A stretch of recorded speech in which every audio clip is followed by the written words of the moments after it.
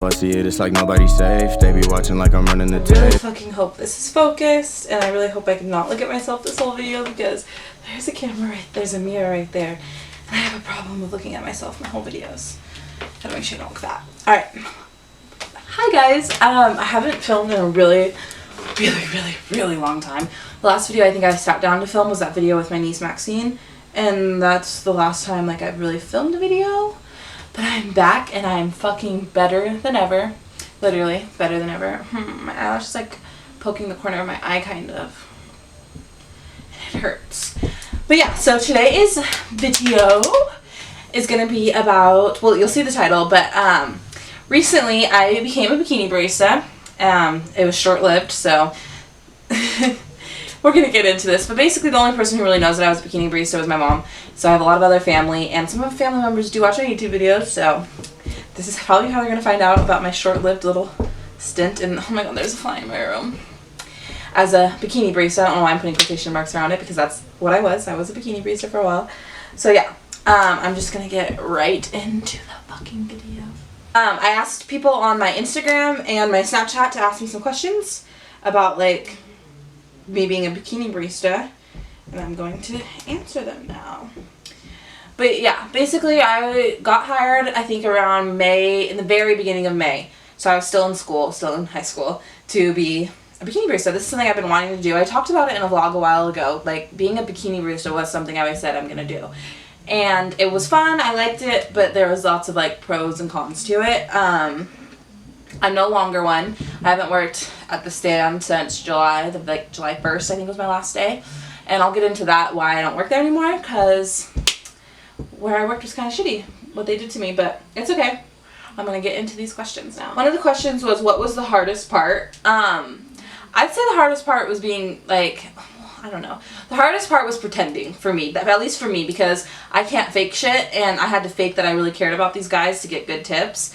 And I can't fake it. Like, I am such a bad faker when it comes to things like that. I'm like, nope, And in the very beginning, I couldn't do it, guys. I just couldn't do it. And as you get, like, the longer you're there, the more experience you get and the more confident you get about it. So, like, towards the end, I'd be like, oh, yeah, have a good day, babe, and stuff like that. But in the very beginning, it was really, like, hard for me to, I don't know, connect with them, I guess, in a way. It gets easier, though, definitely. What is a normal tip for one drink? It honestly depends. I would have guys who didn't tip me at all. At fucking all. There's a fly again. And then I would also have guys who would tip me. They'd give me a 20 and say keep the change. So it just really depends on the guy, the day, how you were acting. So it just really depends. There's some assholes who would tip you 50 cents and be like, oh, keep the change. Like, you clearly need this more than I do, motherfucker. One of the questions was, did you enjoy it? I did. Oh my god, that fly. Can it like go away from me? I did enjoy it. I enjoyed it. There's parts of it, like I said, that were hard, but I did enjoy it. Oh my fucking god. Why is it all up in my grill? Like, get the fuck out of my room, fly. My favorite part was probably the outfits. Like, I loved going to Adam and Eve and stuff and buying, like, new costumes and stuff like that. That was my favorite part, I think, because it's just fun to dress up and shit like that. Oh my god, I'm gonna kill myself with this fucking fly. Okay, another question was, did you ever get asked to get naked / did you ever show anything? Yes. I would get asked probably at least once a day, like, do you do extras? And I would say no. Like, the only thing that I would do is I'd let people take pictures, and like, you would charge for the picture. At least I did charge for pictures. One time there was like a grandma who was like, my son won't believe these coffee stands like exist. Can I please take a picture? And I was like, yeah. But you charge for pictures. I would have a guy who, he would take a picture of me, then give me a 20 for the drink, and then I could keep the change. So it just depends. Some guys I would charge more, some guys I would charge less for pictures. It just depends, but I think other girls were doing extra stuff because customers would ask me, oh, do you do extras like the other girls? Like, and they would say specific things like, oh, change in front of the mirror so I can see you, like, not in front of the cameras and stuff like that. And I heard from another girl that one of the girls was doing extra stuff, like not wearing underwear, bending over, and things like that. So I think other girls did it. I definitely didn't. I couldn't do it. Like, not that I couldn't, because I think I could have if I really wanted to, since the other bitches are doing it. But for me, like, it was just awkward. Like, a guy would be like, oh, just show me your boob, and then tip me $1. Like, nigga, I'm not showing you shit, especially not for $1. Like, I never showed him my boobs, but I'm just saying, like, he would be, a guy who only tips me $1 would be like, oh, show me your boobs. And then there would be guys who were, like, super, super respectful, never asked to be creepy or anything like that, and they tip really well, too. Like, it just depends. How often do how often do you get someone that tries to get personal, like asking for your number or your name? So they would ask you what your name is. I said my name. I mean, it's all over the Instagram. My work actually had an Instagram where they posted our pictures and stuff like that. So my name was on there and stuff like that. So it wasn't nothing about my name. But guys would ask you for your number, or they would ask to hang out. I almost became a sugar baby from one of these guys. I actually went on a date with someone that I met there. It just isn't for me. It's just not for me. I don't know. That type of thing. Like, I can't fake stuff. And I wish I could be a sugar baby. I really fucking wish I could, because I would be living a nice life. But I just can't. I barely like hanging out with guys my own age and hanging out with guys my own age. I just feel like I'm on dates with my dad when I do that type of stuff. So, people do ask and they try to get personal with you, and you have to be careful, because if you do let it get, you give them an inch, guys are going to take a mile, and they're going to be all up in your fucking business and annoying, asking 121 questions. Like, someone one time asked me if they could message me on Instagram, and I was like, sure, just because, I mean, it was my work Instagram, I didn't really give a fuck, I'm not going to answer. And then they would just be blowing you up, like, why aren't you answering me? What's going on? Hi, what's up? Stuff like that. And it's just, I don't want to talk, like, I don't know. You guys, it's hard to explain, but there were some guys who I had no problem having conversation with because they were nice and they made the time go by fast. And then there was other guys that I dreaded when they pulled up. I would just be like, are you fucking kidding me? Like, regulars of mine, I'd be like, oh my god, like, hopefully this next 5 minutes goes by, hoping that someone else pulls up, because they'll sit there and talk and talk and talk. So, that story went long. That was a long answer for a short question. But yeah, they definitely try to get personal and ask you questions and get in your business, and you can't do it. And yeah, I mean, I only worked there for 2 months, so, well, yeah, May to July. I only worked there for 2 months, so I guess I didn't, like, really, I experienced it. I feel like I worked a lot for those 2 months. How much did you make in tips? It really depended. I heard that the stand I was working at, compared to some of the other stands, didn't make as much tips in general. Like, I knew a girl who always made at least $100 a day. Always, at least. Whereas, I only made $100 a day, like, twice. Other days, some days I'd walk home with $30 to $20. And those days I'd be like, what the fuck am I doing? Like, I'm sitting here half naked for $20, $30 for a 5-hour shift. Like, some days it literally wouldn't be worth it. Like, it just wouldn't. I'd go home like, I'm not doing this anymore. I want to quit, finding a new job. And then you'd have that other day where a customer, I'm trying to think what day this was for me. I think it was my last day, actually. I was already upset and stuff like that, just because I was kind of getting, I felt like I was about to get let go or something, just because of a bunch of different stuff. There was, like, things that were happening. So I felt like maybe I was going to get let go, and a guy, he gave me $60 and said, keep the change. And I was like, are you serious? I was like, I was like, did you mean to give me this much? And he said, yeah. And so I was just shocked, and then I was like, do you want change? Because I put the 40 in my tip jar and then, like, went to cash out the other 20 in the till, and he goes, nope, that's all for you. So you do get guys who are super, super sweet and, like, want to tip you, and they're not too creepy and stuff like that. So the tips, depending on where you work, definitely make it worth it. I heard over in, like, Seattle and stuff like that, bitches be making a lot of money doing that. And it makes sense because Spokane has a lot of broke people in it. So one of them was, do people ask you to, like, do a twirl or anything to show yourself off? Yes, they do a little bit. Oh, let me see your outfit and stuff like that, which is kind of weird. Also, what's the creepiest experience you've ever had with someone? I had a couple creepy experiences. There was a guy who always had a dick picture, like a printed out dick picture in, like, the side of his door, so that way, like, when I, like, go to hand him his coffee, I can kind of see it in the passenger side door. And I was warned about that guy, because apparently he comes in all the time and just don't pay attention to it. So because I think, like, a guy does that to be weird, I don't know, to make you uncomfortable, I'm not sure, but that was weird. And this one guy came in, and he said he accidentally took, like, 4 Viagras or something, and he was a younger guy, and he was just, like, jumping all over the place. He goes, I figured I'd come here to spice myself, or, like, to help myself out or something like that. I was like, oh, okay. He tipped me $8, so I was like, you know, you're cool. I mean, you're not being too creepy. So that was about it. I didn't really have that many creepy experiences, thankfully, because I don't know, maybe I just didn't attract all the creeps, but that was probably my creepiest, I guess. The creepiest is probably the guy with the dick pic in the window. Someone asked, why did I get fired? I didn't get fired. I randomly was just taken off the schedule and never told why. We had a work meeting the day after my last day, and they asked me to come, so I came. And I was going through some family stuff, so I was like, hey, I might have to go to Seattle.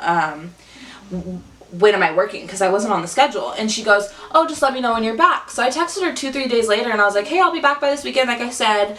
Is there a reason I'm still not on the schedule? No response. Nothing. 2 days later I sent questions. She never texted me back when I asked if I was fired or anything like that, and I eventually said, so am I fired? And she said yes. Or she didn't say yes, but she said, I'll let you know when I need you. And I was like, you know what, I'm good, thank you though. I have another job. That's it. I said, I'm good, I have another job, thanks though. And then about a week later, it was time to get our paychecks, and there wasn't one for me at the stand. I texted my friend and I was like, hey, are the checks there? And she said, yeah, let me look for your name. And no check was there for me. So I texted her and I said, hey, I noticed that there wasn't a check for me at the stand. I worked such and such hours before my last day. So where is it, pretty much? And she read it and didn't respond. That's the thing that pissed me off. She has her read receipts on, so she would read my messages and not respond to me. Very, very unprofessional. And so then I texted again about my checks. I sent a question mark and I was like, hey, I'm really not trying to bug you, but I worked those hours, so I want my money, pretty much. Like, bitch, give me my money. And so she didn't respond to that. So a couple days later I posted on Facebook because I'm like, what the fuck do I do? Like, I want my money. I posted on Facebook about the situation, and not 10 minutes later did one of my coworkers text me and say, I was told to give you the accountant's number, Stacy. Oh, that's my boss's name. I don't really care. She's been trying to get a hold of you, which is not true because it's very easy to get a hold of me. You can text me like I was texting you. And I ended up getting my last check, which is nice. And it was only like $60, $70, but it's the principle. I worked the hours. I want my last fucking check. You feel me? So yeah. How much do you make in tips? I already answered that. Do you have any crazy ass stories about creepers? Not really. Do kids come through the coffee stand? No, there was never kids. There was one time a parent came through and I don't think she knew it was a bikini stand. And she was really nice about it though, and she tipped me like $4. She goes, I'm so sorry, I didn't know this was a bikini stand, and now my son is really embarrassed. And I was like, oh, it's okay, like, don't worry about it. And so things like that. One time a whole family came through and they just kept going through once they realized what it was. Once I like came to open the window, I was like, okay. Is there anything you're not allowed to wear? You're not allowed to show your vagina or your nipples at all, or your butt, I guess, your butthole, obviously. But so you have to have that covered. You can't be full nude.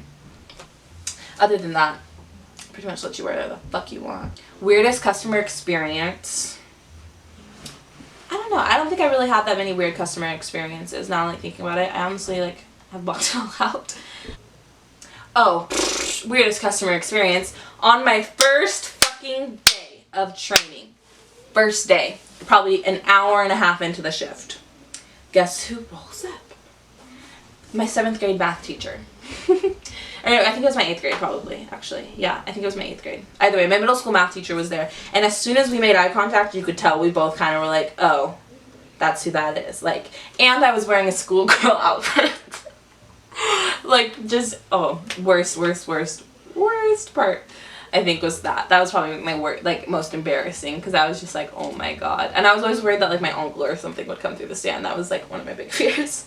Oh, this was a really good question. This is a really good question. How did it make you feel as a woman? Did it make you feel more confident with your body and as a person? Honestly, I, like, felt like I was that bitch. Like, wearing the cute costumes. Like, I'm actually really sad that I don't work in that anymore. Like, I'm sad, but I'm not sad because I spent a lot of money on lingerie. And, like, you would get the cutest outfits. Like, this is, like, one of those one-piece type things. So, like, this covers your boobs, and right there, like, those, I loved the outfits. I loved being dressed up. And, like, I don't think it made me more confident in a way, because the guys complimenting me were creepy. It wasn't like I was like, oh, like, this makes me feel so good about myself when the guys are like, oh, you look perfect and stuff like that. But it did make me feel, like, more in control of, like, myself, and I was in control of the situations in a way. Like, depending on how I felt is how I was going to talk to this customer, if that makes sense, I guess. Like, I was in control. I got to decide what I was doing. I got to decide my outfits and things like that. So it made me feel confident, I would say, just because every day I'm looking in the mirror and I'm getting compliments on my body and stuff like that. But I don't think that the compliments were what made me more. I'm a confident person in general, so I think it just gave me a little extra boost because I was able to do it, and I was like, oh, I'm making money. I mean, my body looks nice. People are complimenting me. I'm doing this. I'm getting likes on Instagram. So it did, in a way, and like comments on Instagram and stuff like that, new followers. So it did give me, in a way, confidence. And how it made me feel as a person, in the beginning I would feel like, oh, people are gonna talk shit about me, like all that type of stuff. And no one really talked shit. I assumed people were gonna be like posting Twitter statuses about me, like my enemies and stuff like that, like posting, oh, you whore and slut and stuff like that. No one really did anything like that, which was nice. But yeah, in the beginning I felt like, oh damn, this is what I was doing. And when I thought like what my family would think and stuff like that, that kind of made me feel bad in a way. but it didn't make me feel bad as a person, if that makes sense. Like, I felt good about myself. I still feel good about myself. Do creepy ass men hit on you all the time? Yeah. That happens all the time though. The tips, the other girls. The tips were cool. The other girls, you never worked with someone really. Your shifts, like, the shift would go 4 to 10, 10 to 3, 3 to 8. So, and those were all worked separately. And there was like 20 minutes overlap. The girls were pretty nice. Yeah, honestly, all the girls were really sweet. I don't think any of them, like, ever were, like, catty about me or anything like that. I hope they weren't. They were all really sweet. I became really good friends with one of the weekend girls. She was the other black girl that worked with me, and I really liked her. We got along really well, and I could tell that she was, like, one of the girls who had my back. She would just, like, let me know things, like, that I didn't know and kind of give me tips and stuff like that, because in the beginning I wasn't making as much money, and she would give me little tips here and there on how to make more money. So, the other girls, they were cool. No beef, really. That is all the questions that I was asked. One question that, like, no one asked me, but I thought I should answer was if my family knew. My mom knew. I'd been talking about it for a while, so she knew that that was something I was kind of interested in doing after I turned 18. She's the only person in, like, my immediate family, or in my family in general, that knew, so posting this video, I have family members who watch me, so they're probably going to find out, and that'll be interesting. My dad probably is going to find out, because his wife watches my videos, so that'll be an interesting conversation to have in a little bit. But yeah, I was worried about them finding out, but not in the same way, like, oh, I'm so scared what's going to happen, because at the end of the day, I am an adult, and I can do what the fuck I want to do. But I was kind of worried, like, what they would say. I was worried about what my grandma would think. My grandma was one of the people who I probably didn't want to tell, just because my grandma's a sweet little old lady. I don't want to tell her that I'm dressed in lingerie for old men, so I don't want to tell her that part. But yeah, overall it wasn't that bad of a job. I loved the freedom of it. You can be on your phone, you can fucking listen to music in the stand, you're by yourself, you get to wear anything to work basically, which I fucking loved that part. Some days you can't think of an outfit, just grab some pasties and a pair of underwear. Easy as fuck. I loved that. I liked it a lot, and I enjoyed my time as a Bikini Barista though. It was a fun little stint for me. Maybe I'll do it again. I don't know. I probably will do it again, honestly. I'm about to go to college, so I'll maybe wait a year. But I loved it. It was fun.